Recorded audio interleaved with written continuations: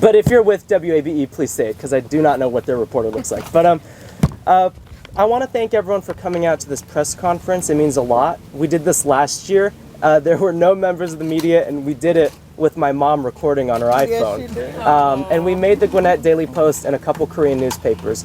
And it means so much to have the Atlanta Journal, WSB TV, various Korean newspapers, 11 Alive, and if Fox 5 shows up, they show up. But we are going to start.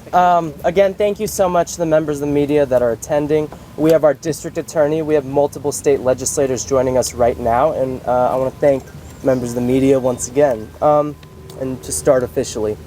My name is Tyler Lee. I'm a student at Pichitriridt High School.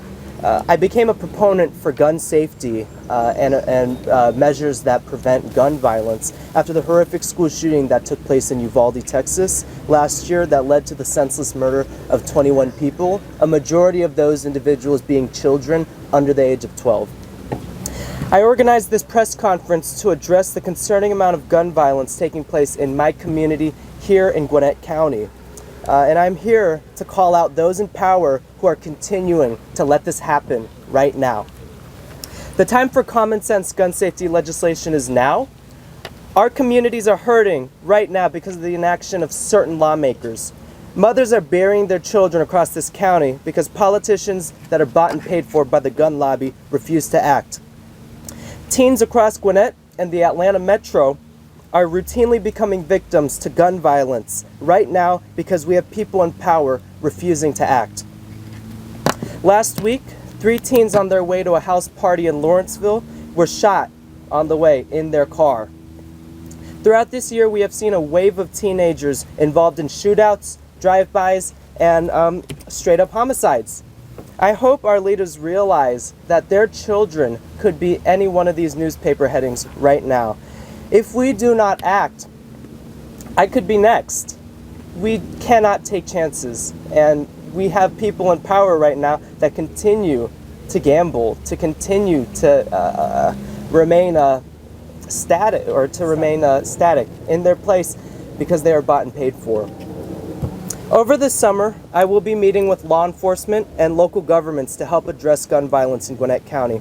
I intend on meeting with our district attorney, Oustin-Getson, and police chiefs in each city within Gwinnett. I am dedicated to finding a solution. People my age are dying, and I'm willing to fight for them. And just to call them out, Governor Brian Kemp and his leaders in the State House and State Senate are seeing the effects of their relaxed approach to firearms. We can protect second graders and the Second Amendment at the same time.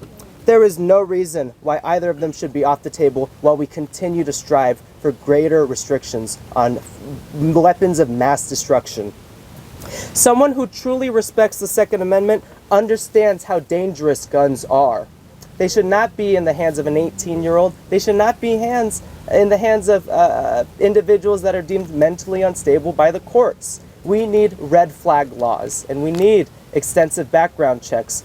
We need things that are already so commonplace in other states. Guns should be regulated similarly to a vehicle. I had to go through 30 hours of driving school, go through an alcohol drug awareness program. I had to pass a driver's test and a road knowledge test to receive this provisional license. 30 hours of instruction, as well as 5 hours mandated by the alcohol drug awareness program. Someone that is seeking to buy a gun will not go through the same process. They will not face hurdles. They will not face obstacles. The most they'll receive is a federal background check, and that is it. No waiting period at all. And under certain circumstances, such as gun shows and private sales, there is no background check at all. We also have an emerging problem of ghost guns, which are ghosts that are not tracked by the government because they do not have a serial tag. They are not currently known to be in existence. That is a big problem right now. A large issue as well is the prevalence of gun owners not properly storing their firearms. We're seeing a lot of teenagers right now become victims of gun violence because parents and family members are not locking up their firearms. It is so easily prevented.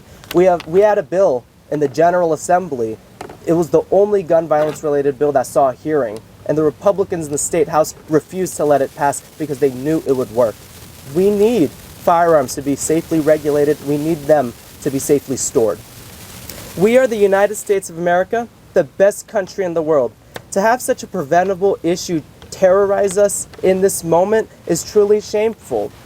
I am calling on the state legislature and members of Congress to pass common sense gun safety laws, to require waiting periods, extensive and comprehensive background checks, legally mandating the safe storage of firearms, and implementing red flag laws. These measures are proven to save lives.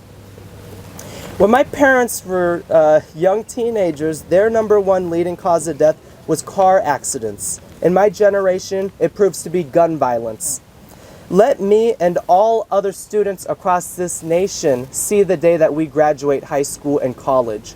We are not asking for much. Thank you.